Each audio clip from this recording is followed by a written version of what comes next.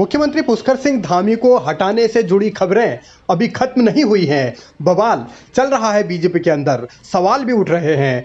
आगे क्या होगा, इसे लेकर आशंकाओं का बाजार गर्म है। चर्चा तरह तरह की हो रही है और धामी का भविष्य आगे किस रूप में चलेगा, इस पर मंथन का दौर भी चल रहा है, चिंतन का दौर भी चल रहा है, आरोप भी लग रहे हैं। बीजेपी की अंदरूनी सियासत भी गर्म है, लेकिन इस सियासत के बीच एक और सवाल बड़ा महत्वपूर्ण है जो बीजेपी के अंदर होता है, क्योंकि जो कहा जाता है बीजेपी में वो अंदरूनी राजनीति के लिहाज से किया नहीं जाता।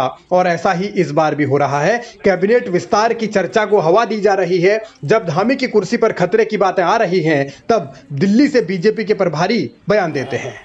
तकरीबन चर्चा उस पर हो चुकी है और जब भी हरी झंडी ऊपर वालों की मिलेगी, ऊपर वालों के बैठकर जो भी वो निर्णय करेंगे उसको लागू किया जाएगा।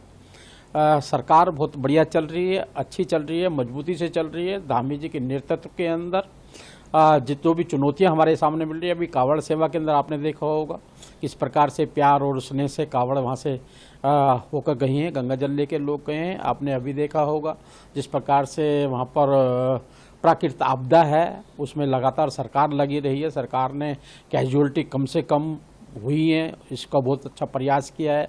हेलीकॉप्टर सेवा केंद्र से मोदी जी के द्वारा जो मदद दी गई है और जो मोदी जी का सपना है कि ये शतक उत्तराखंड का उसके लिए उत्तराखंड आगे बढ़ने का काम कर रहा है।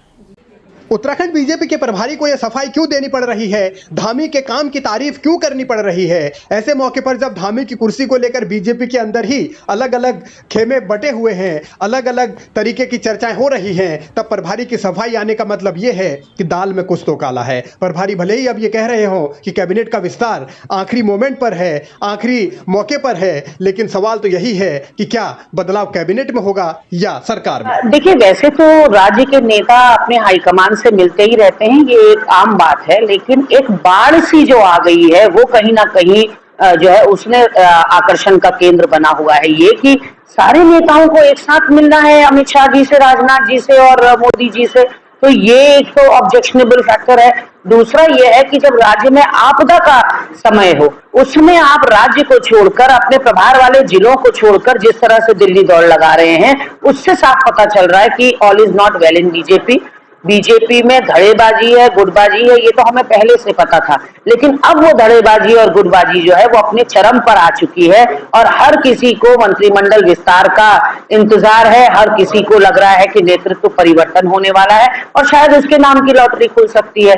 इसलिए कहीं ना कहीं नेताओं को अपना रिकॉर्ड दिखाने के लिए, अपना सक्रियता दिखाने के लिए, अपना रिपोर्ट कार्ड रखने के लिए ये सारे नेता जा रहे हैं और वो साफ जो है वीडियोस में भी दिखाई दे रहा है, फोटोग्राफ्स में भी दिखाई दे रहा है कि कहीं पर निगाहें और कहीं पर निशाना हो रहा है।